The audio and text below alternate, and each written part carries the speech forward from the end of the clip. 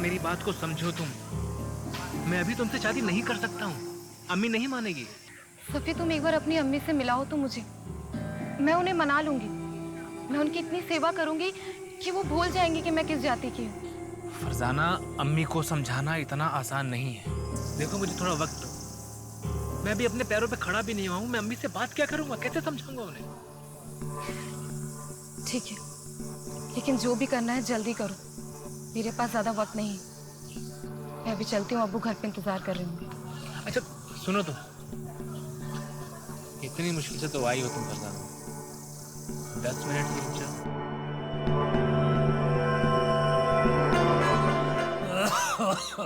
अब्बा, मैं आपके लिए दवाइयाँ ले आई हूँ। चलिए। मुर्तजा फिर से आया था। वो बिना दहेज निकाह करने को तैयार है। उसकी बस एक ही शर्त है कि निकाह के बाद नकाब पहनना होगा। अब्बा, वो होता कौन है शर्त रखने वाला? मुझे निकाह नहीं करना। अब दवाई पीजिए। बहुत डर लग रहा है, पुलिस आएगी तो बाल की खाल निकालेगी। कहीं घबराहट में मुंह से कुछ निकल गया तो क्या करूं? निकल जाऊं क्या? ठीक है।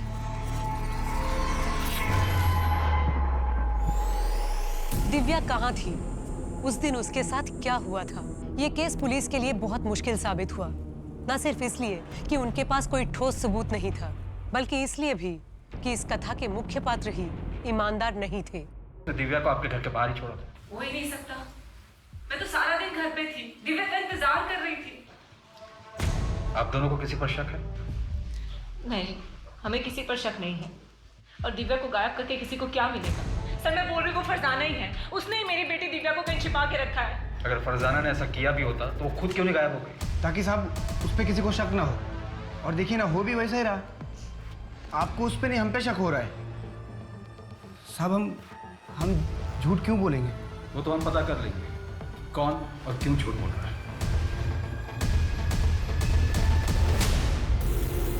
देख प्रणय, अगर दिव्या से तू मेरी शादी कराता है तो मैं तुझे 8 लाख रुपए दूंगा और तुझे वो वापस भी देने की जरूरत नहीं। भाऊ, क्या बात कर रहे हो?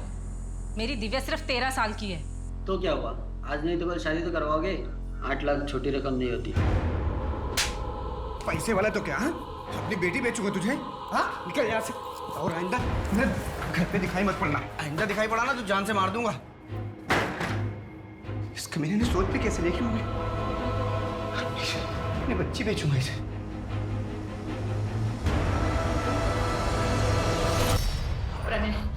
प्रणय, मुझे मेरी दिव्या चाहिए। हम ऐसा करते हैं, हम फरजाना के घर जाते हैं, उससे बैठकर बात करते हैं, जो भी प्रॉब्लम है ना उसको सुलझाते हैं। लेकिन मुझे मेरी दिव्या चाहिए, दिव्या चाहिए मुझे मेरी।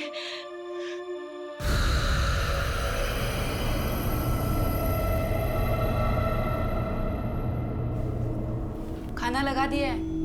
हट, हाथ नहीं लगाना। नहीं खाना है तेरी नाजायज कमाई। पता नहीं क्या करके पैसे लाती है। कुछ भी करती हूँ, कम से कम अपना और तुम्हारा पेट तो पालती हूँ। और ये तुम्हारी दारू, ये तो वही पैसे से आती है। क्या बोला?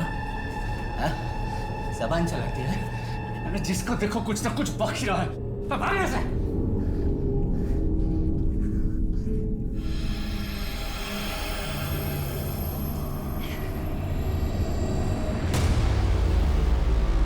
सुनीता, पड़ोसी बोले फरजाना कल रात में निकल के बैग लेके। क्या? तो अब क्या करेंगे? और कैसे? उस पर नजर क्यों नहीं रखी गई थी? सॉरी सर, वो हमसे। नीलेश, ये बहुत बड़ा ब्लंडर है। फरजाना हमारी सस्पेक्ट थी और वो हमारे नाक के नीचे से गायब हो गई। ये हमारी लापरवाही का नतीजा है। सर, मैंने फरजाना के लिए लुकआउट नोटिस जारी कर दिया है। वो जल्दी हमारी गिरफ्त में। और एक बात है सर, ये प्रणय का बड़ा भाई राजीव, वो इस एडॉप्शन से खुश नहीं था। तो क्या राजीव दिव्या को गायब करवा सकता है? हो सकता है सर, या ये भी हो सकता है कि दिव्या के साथ अब तक बहुत कुछ कर दिया गया।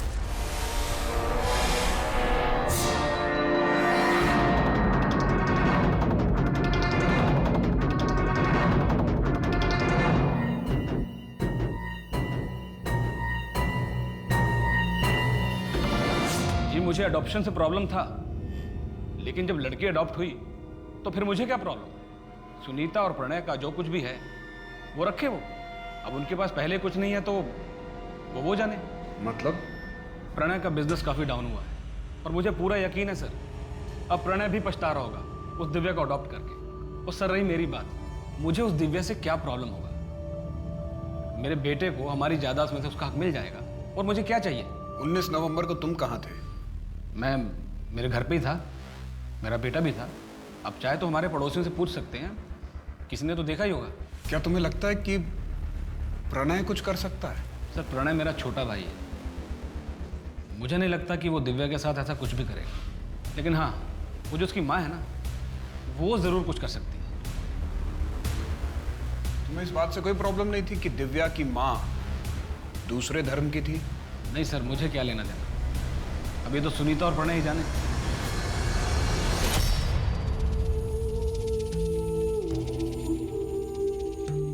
पापा ये देखो मैंने आपके लिए बनाया, हैप्पी फादर्स डे।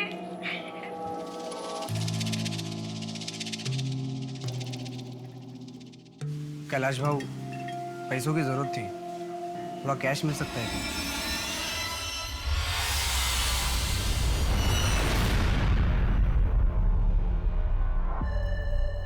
कहीं तुमने ही दिव्या को? दिमाग खराब हो गया तुम्हारा? इतना गिरा हुआ इंसान नहीं हो कि पैसों के खातिर अपनी बच्ची को बेच दूं। मेरी मजबूरी मेरी बच्ची से बढ़ के नहीं है, और जितना प्यार तुम करती थी उतना मैं भी करता था दिव्या से। करता था मतलब? मेरी दिव्या अभी जिंदा है।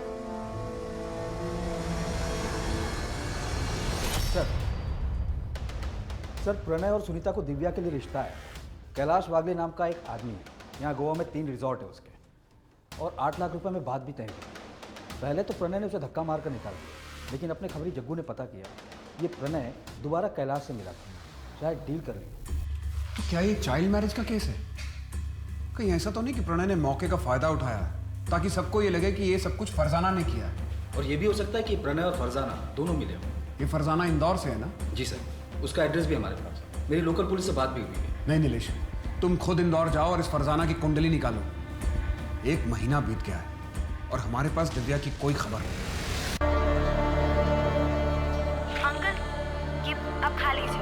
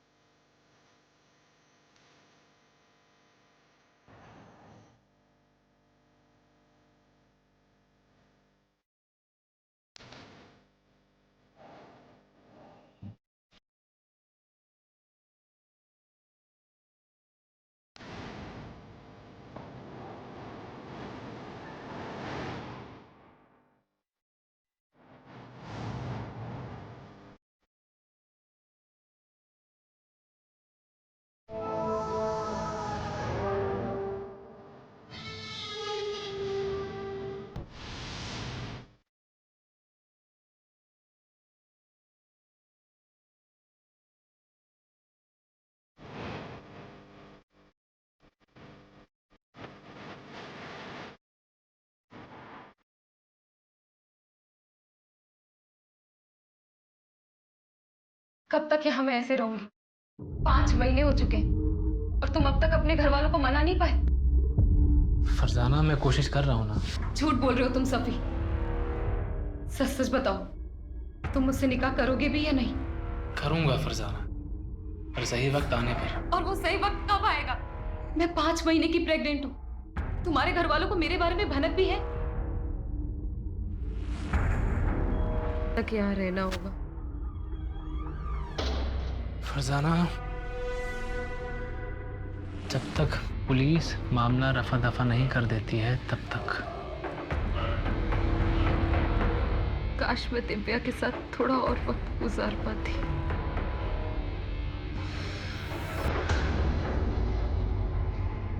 सर फरजाना ने यहाँ गोवा के मृणाल नर्सिंग होम में दिव्या को जन्म दिया और उसी दिन अडॉप्शन के लिए भी दे दिया। जब फरजाना को बच्ची चाहिए ही नहीं थी तो फिर वो वापस आई क्यों? सर ये तो फरजाना से ही पता चला। अगर वो हमें मिली तो एक बार वापस सबसे बात करते हैं, शायद हमसे कुछ छूट रहा हो।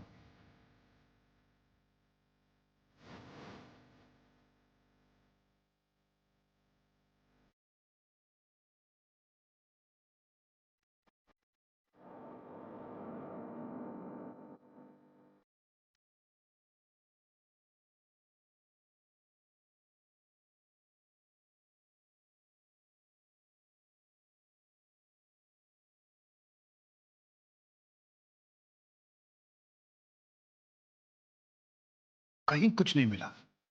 ऐसा कैसे कि कोई एविडेंस किसी के खिलाफ नहीं जो हमें उस बच्ची तक पहुंचा सके? सर अब तक तो पता नहीं दिव्या को कहां से कहां ले जाया गया होगा। पता नहीं अब तक ये बच्ची जिंदा होगी भी या नहीं।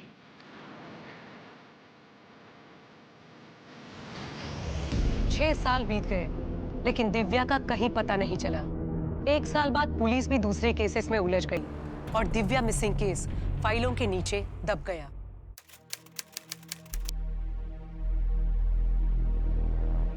तुम अभी तक तैयार नहीं हुए? हे भगवान, ये नाश्ता करो। तुम्हारा रोज का नाटक है, ट्यूशन के लिए भी लेट हो जाते हो। मुझे कोई बात नहीं, मैं ड्रॉप कर दूंगा। हाँ, तुम्हारे इसी लाड प्यार ने ना इसको बिगाड़ के रख दिया। दूध भी पियो। मेरा राजकुमार है ये। तू खा बेटा, आराम से खा। डैडी तुझे ड्रॉप करेंगे आज। दूध भी पियो। आज की सबसे बड़ी खबर, सुप्रीम कोर्ट का फैसला। अब बेटियां भी होंगी अपने पिता की संपत्ति में बराबर की हकदार। इंडिया के हिस्ट्री में एक लैंडमार्क जजमेंट। अब बेटियां भी होंगी अपने पिता की संपत्ति में बराबर की हकदार। मैं मेरे बेटे का हक किसी और को मारने नहीं दूंगा। हाँ ठीक है, अगर वो तेरा खून होता तो मेरे को कोई फर्क नहीं पड़ता। अच्छा, वो हमने बेटी अडॉप्ट की, अब राजीव भाव को कोई दिक्कत नहीं होगी।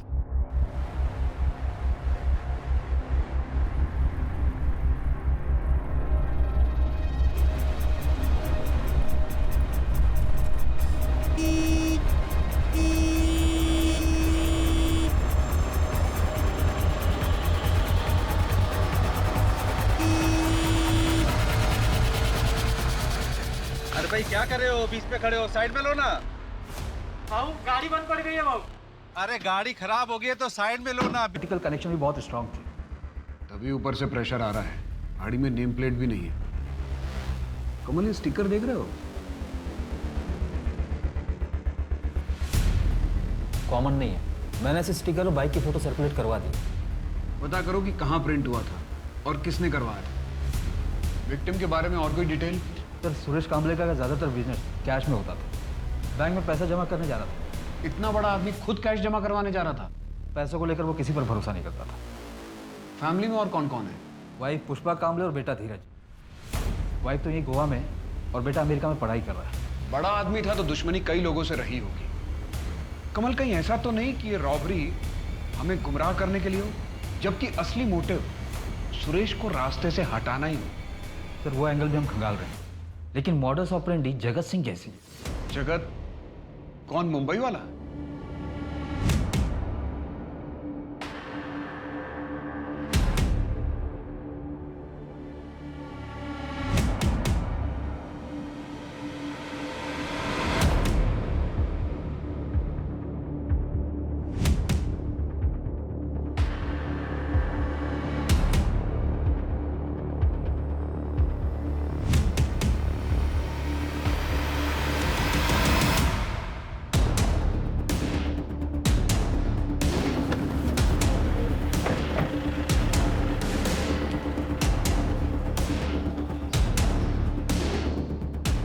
टिप तो सही मिली।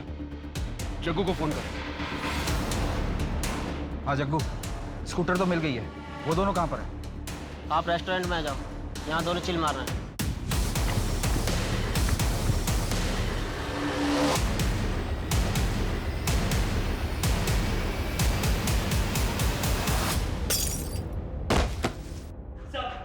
खड़ा हो। अपना मुंह खोल और बता किसके कहने पे मारा सुरेश कांबले को? बोल। नहीं जानता मैं किसी सुरेश कांबले को। नहीं जानता? अच्छा, अब तुम दोनों को कोई नहीं जानेगा। कमल, इन दोनों की ऐसी हालत करो कि इन दोनों को कोई पहचान न सके। मैं बताता है साहब, मैं बोला मुझे मत मारो साहब, मैं बोलता है साहब। बुआ के बंदे नहीं देती सुपारी। कौन? कहाँ मिलेगा? वहीं पे जहाँ से हमें उठाया था सर।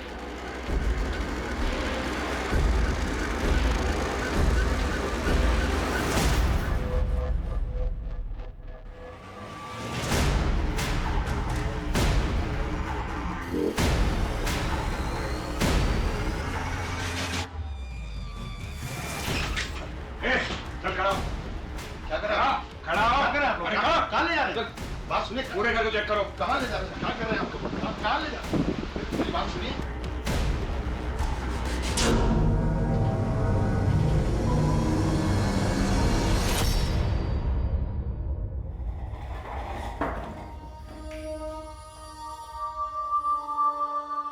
क्यों सुपारी दी थी सुरेश कांबले की? वो तो तुम्हारा शागिर्द था। कर्म अच्छे कर, ऊपर वाले का यही फरमान है तेरे लिए। अगर अगले 2 सेकंड में अपना मुंह नहीं खोला ना तो उसी ऊपर वाले के पास भेज दूंगा। तेरा ये गुस्सा ही तेरा सबसे बड़ा दुश्मन, और यही एक दिन तुझे जानने मिलेगा।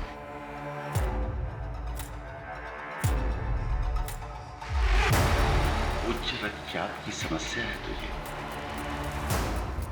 मैं इंसान को देखकर ही उसकी बीमारी का पता लगा लेता हूँ। हमारे जबड़े में दर्द है। मैं भी इंसान को देख के उसकी समस्या बता देता हूँ। बता, इतना कैश कहां से आया तेरे पास? बहुत सारे शागिर्द हैं मेरे, खुशी से भेंट चढ़ाते रहते हैं। सर, ये चमत्कारी बाबा तो बहुत पहुंची हुई चीज है। रहता तो एक छोटी सी झोपड़ी में, पर यहाँ गोवा से लेकर इंदौर तक बड़ी बड़ी बिल्डिंगों में इन्वेस्टमेंट है इसका, और सब कैश में। एक काम करो, एक लिस्ट निकालो कि इस बाबा ने कहाँ इन्वेस्ट किया है। सर, मैंने ऑलरेडी निकाला। ये देखिए सर, ज्यादातर हॉस्पिटल्स और नर्सिंग होम में इन्वेस्टमेंट किया है। कहीं ऐसा तो नहीं कि इस बाबा और सुरेश कांबले के बीच में पार्टनरशिप हो? क्योंकि इसके अलावा तो और कोई मोटिव नजर नहीं आ रहा। सर, ऐसा तो अब तक कुछ सामने नहीं आया। और बाबा को जिस अड्डे से अरेस्ट किया गया था, वहाँ पे जो पैसे मिले थे वो सीरियल नंबर से, मतलब साफ है ये सारे पैसे किसी एक ही आदमी ने दिए। कहीं ऐसा तो नहीं कि बाबा को किसी और ने सुपारी दी? और नहीं, इसे मृणाल नर्सिंग होम से अडॉप्ट किया गया था और इसने इस बच्ची को जन्म दिया था। इसका नाम दिव्या है, 6 साल से गायब है। क्या जानते हैं इनके बारे में?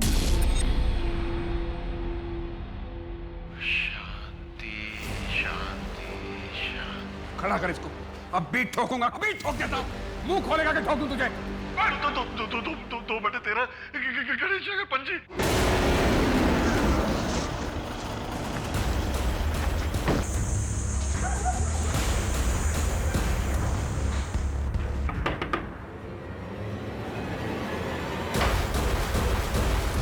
खत्म हुआ चूहे बिल्ली का खेल। बहुत साल घुमाया तुमने। फरजाना, मेरे पास एक प्लान है, सुनो, बैठो, ध्यान से सुन लो। हम एक काम करते हैं कि हम ये बच्चा एक अस्पताल में दे देते हैं। क्या बोल रहे हो तुम सफी? मैं अपना बच्चा किसी को नहीं दूंगी। फरजाना, मेरी बात ध्यान से तो सुनो। देखो, एक चमत्कारी बाबा की वजह से मुझे एक अस्पताल के बारे में पता पड़ा है। हम ये बच्चा वहाँ दे सकते हैं, वही बच्चा रख लेंगे, और डिलीवरी होने तक तुम भी वहाँ रह सकती हो। हम जब निकाह कर लेंगे फिर ये बच्चा वापस ले लेंगे। और ना ही मेरा सफ़ी से कभी निकाह हुआ, और ना ही मैं अपनी बच्ची को ले पाई। फिर मुझे पता चला कि सफ़ी को HIV है। मैंने अपना टेस्ट करवाया तो मैं भी पॉजिटिव आई। मौत को इतने करीब से देखने के बाद मेरे अंदर की ममता जाग गई। सोचा बच्ची कुछ ही जिंदगी अपनी बच्ची के साथ गुजार पाऊं, पर दिव्या आप कहाँ हैं? क्या? क्या वो जिंदा है? मैं तो सोच रही थी कि वो उन दोनों के साथ खुश है। मुझे लगा था कि उन दोनों ने दिव्या का किडनैप करवाया ताकि वो मुझे फंसा सके। इसीलिए मैं उनके रास्ते से खुद हट गई ताकि वो तीनों खुश रह सके।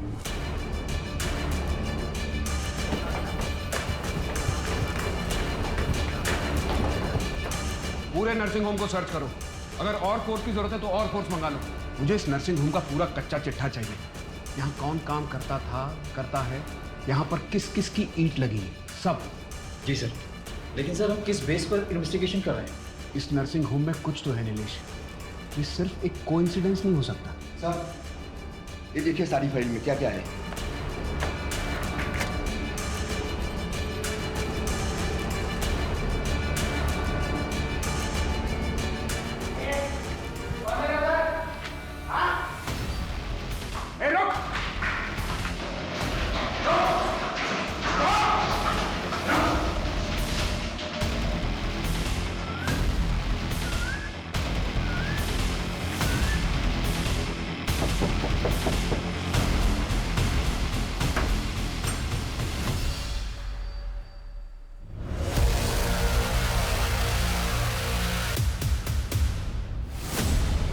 फरजाना, ये सब क्या है?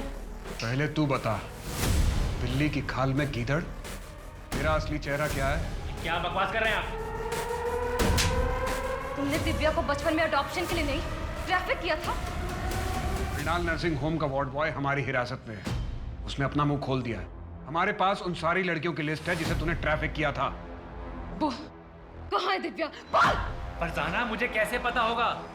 6 साल पहले वो सुनीता के घर के बाहर से गायब हुई थी। ये दिव्या की अभी की रिपोर्ट है जो हमें मृणाल नर्सिंग होम से मिली है। ये तो बताएगा।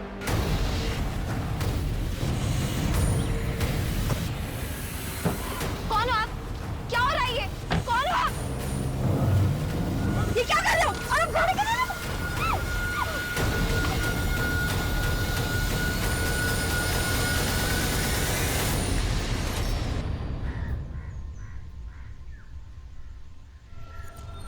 मैडम, एकदम कौला माल है। लॉटरी लग जाएगी आप लोगों की। महीने का 10,000। आप एक बार लड़की को देख तो लीजिए पहले। रोज देखते हैं। 10,000 रुपए के ऊपर 1 रुपया नहीं मिलेगा। ठीक है, लेकिन अगर बच्चा हुआ तो उसके पैसे मैं अलग लूंगा। ठीक है, मैं पैसे लेकर आती।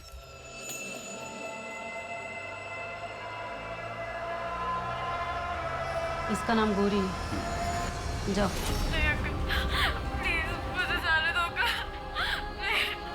जिससे मेरे पास पैसे भी आ गए और दिव्या से छुटकारा भी मिल गया। तो जैसा खुदगर्ज इंसान मैंने आज तक नहीं देखा, जिसने अपने फायदे के लिए अपनी बेटी को एक नहीं 2-2 बार दलदल में धकेला। उसे एक अच्छा घर मिल गया था ना, लेकिन तूने उससे वो भी छीन लिया। तुझ जैसे लोगों को तो बाप कहलाने का हक ही नहीं है। सर, दिव्या मेरा खून जरूर थी, लेकिन मैं उसका बाप नहीं था। फरजाना, बोल कहाँ है मेरी दिव्या, वरना चीर दूंगी तुझे। चाकू नीचे करो। मैं इसे नहीं छोड़ूंगी। बोल दिव्या कहाँ है? बोल। फरजाना, सिर्फ यही है जो हमें दिव्या तक पहुंचा सकता है। अगर इसे कुछ हो गया तो शायद हम दिव्या तक कभी ना पहुंच सके। चाकू दे दो, छोड़ो इसको।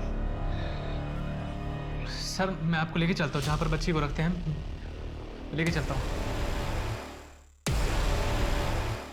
सर, यहीं पर है। कहाँ पे? दिव्या, दिव्या,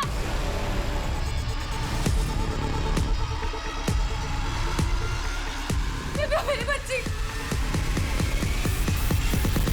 दिव्या।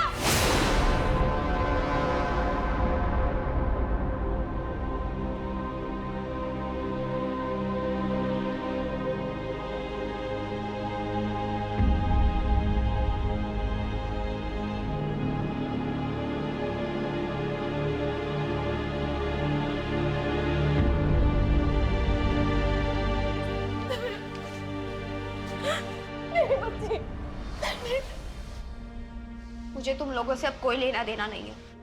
लेकिन बेटा, मैंने कुछ नहीं किया है। मैं कुछ भी नहीं जानती थी। पैदा होते ही मुझे फेंक दिया, और जब मेरी जिंदगी में एक उम्मीद की किरण आई तो तुम अंधेरा बनकर आ गए। अगर तुम मेरी जिंदगी में ना आती तो मेरे साथ ये सब कुछ नहीं होता। बेटा, मैं इसमें शामिल नहीं थी।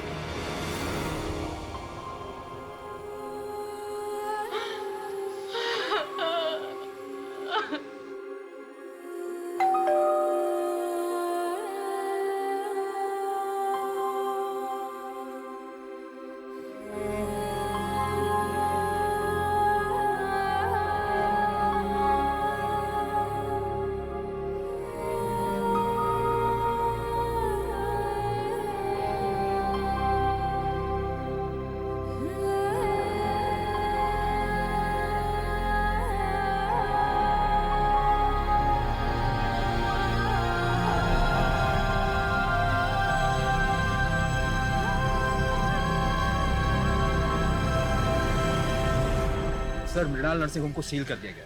पिछले 25 साल से गोरख धंधा वहाँ चल रहा था। कुछ औरतें अपनी मर्जी से आती थी, फरजाना जैसे, उन्हें स्मूथ कॉलम में रखा जाता था, और कुछ खरीदी जाती थी दिव्या के जैसे, उन्हें डिफिकल्ट कॉलम में रखा जाता था। फिर उन्हें प्रेग्नेंट करके उनके बच्चों को बेच दिया जाता है। बाबा ने अपना मुंह खोला कि सुरेश कामले की सुपारी किसने दी थी। आपने जब से उसका सत्य से परिचय करवाया और ऊपर जाने का मार्ग खोला, तब से वो तोते की तरह बोल रहा है। उसने बताया कि सुरेश की सुपारी उसके बेटे धीरज ने दी थी अमेरिका से। सर, मैंने अमेरिकन एम्बेसी में बात की और प्रत्यार्पण के लिए भी रिक्वेस्ट डाली। नीलेश, इस दुनिया में कैसे कैसे लोग। एक बेटी बिना माँ बाप के इस दुनिया में कितना कुछ झेलती है, और एक बेटा जिसे उसके बाप ने दुनिया के सारे सुख चैन दिए, वो अपने बाप की हत्या करवा देता है। सर, आप दिव्या को कभी भूले ही नहीं थे ना? कभी नहीं। कुछ केसेस एक दरार छोड़ जाते हैं, ये भी उनमें से ही एक था। वैसे दिव्या की काउंसलिंग शुरू हो गई, होपफुली उसे वैसी जिंदगी मिलेगी जैसी वो डिजर्व करती है। शफी खुदगर्जी में इतना अंधा हो गया था कि उसने अपनी ही बेटी का सौदा 2 बार कर दिया, क्योंकि उसके लिए वो अनचाही थी। लेकिन इस सब में दिव्या की क्या गलती थी? इस केस को सुलझाने के बाद पुलिस ने 128 औरतों और बच्चों को उस ट्रैफिकिंग रैकेट से बचाया जो अलग अलग शहरों में चलाया जा रहा था। इस केस में 6 साल होने के बावजूद पुलिस दिव्या को नहीं भूली थी और अंत में पुलिस ने दिव्या को इस दलदल से निकाल दिया जहां उसके अपनों ने उसे धकेला था। आज दिव्या सुनीता, प्रणय और अपने छोटे भाई के साथ रह रही है। हम आशा करते हैं कि दिव्या जल्द इस सदमे से उभरे और एक खुशहाल जिंदगी जिए। अब मैं सोनाली कुलकर्णी आपसे विदा लेती हूँ। फिर मिलेंगे एक ऐसे ही चौंका देने वाले केस के साथ क्राइम पेट्रोल सतर्क, जस्टिस रीलोडेड में। तब तक अपना और अपने परिवार का ख्याल रखिए। आप जानते हैं कि हम सब एक मुश्किल दौर से गुजर रहे हैं।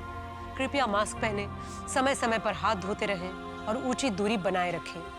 देखते रहिए क्राइम पेट्रोल सतर्क।